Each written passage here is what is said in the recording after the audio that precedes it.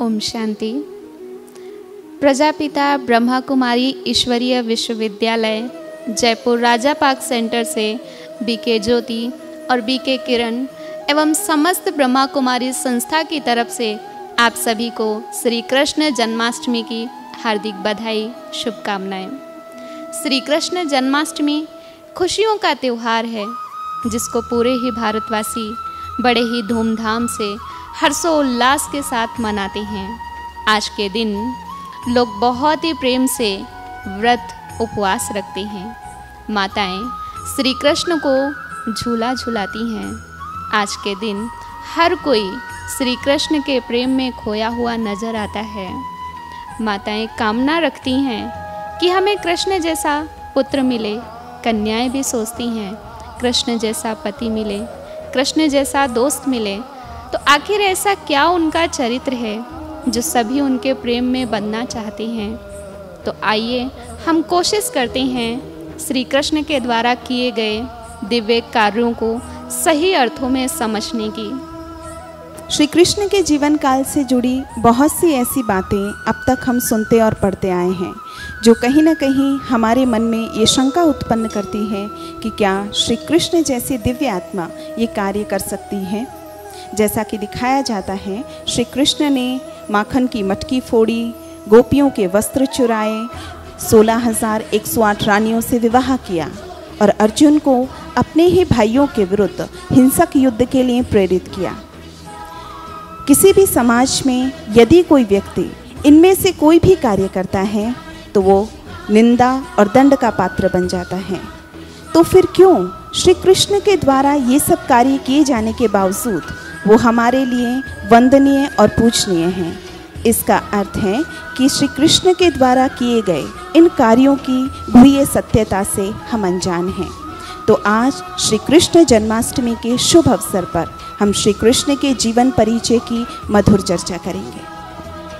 श्री कृष्ण की महिमा में बहुत सुंदर लाइन कही है।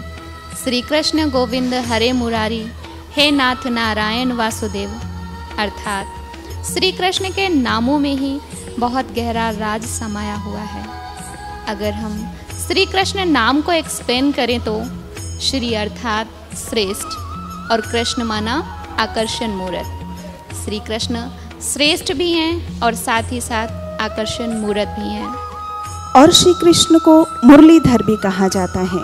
मुरलीधर अर्थात जिसने अपने जीवन में मधुरता के गुण को धारण किया है।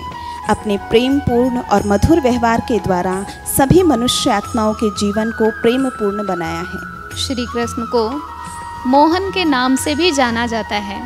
मोहन अर्थात सबके मन को मोहने वाला, लेकिन उसका किसी में कोई मोह नहीं। श्री कृष्ण को गोपाल भी कहा जाता है।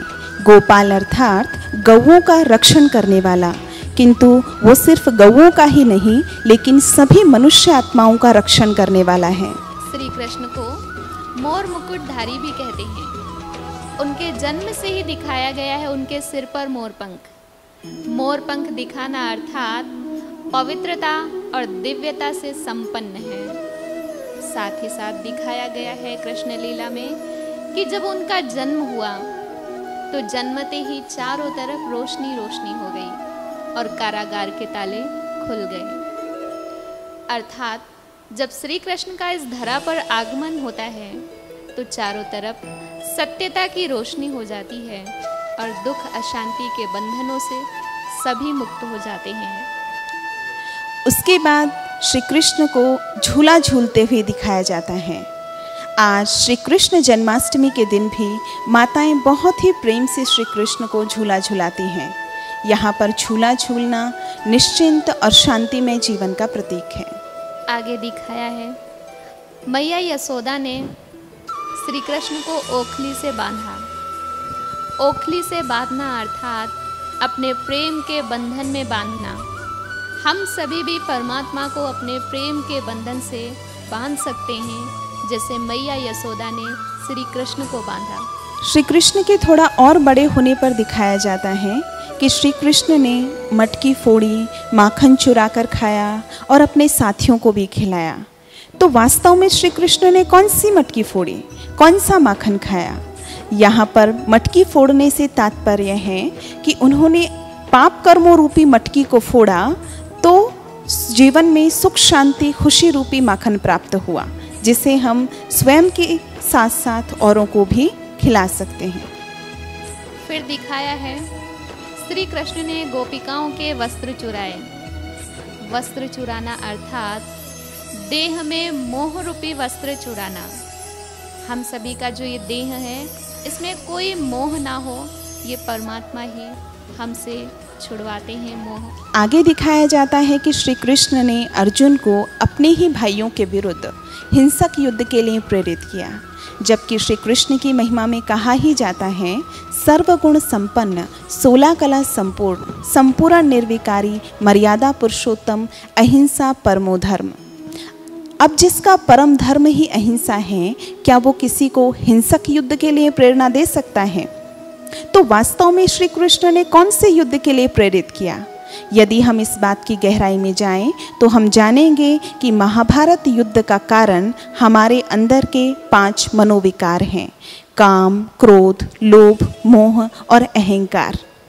जिस प्रकार जब हमें किसी वृक्ष को काटना होता है तो हम उसकी शाखाओं पर वार नहीं करते हैं, हम उसकी जड़ को खत्म करते हैं, उसी प्रकार परमात्मा भी हमारे मनोविकारों को खत्म करने के लिए हमें प्रेरणा देते हैं, ना कि हिंसक युद्ध करने के लिए। यदि हम सभी भी श्री कृष्ण जैसा अपना जीवन दिव्य और चरित्रवान बनाना चाहते हैं तो हम सभी को उनके जीवन से प्रेरणा लेकर उनके गुणों को अपने जीवन में धारण करना है। जैसे आज हम सभी देखते हैं घरों में कोई बच्चा अच्छे संस्कारों वाला होता है तो हम कहते हैं ये तो जैसे देवता है।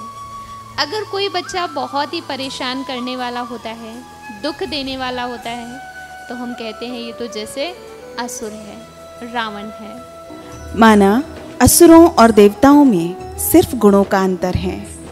सिर्फ कुछ दैवी गुणों के आधार पर यदि हम किसी को देवता का टाइटल दे सकते हैं, तो यदि श्री कृष्ण जैसे गुणों को हम अपने जीवन में पूरी तरह से धारण कर लें तो हम उन जैसा बन सकते हैं।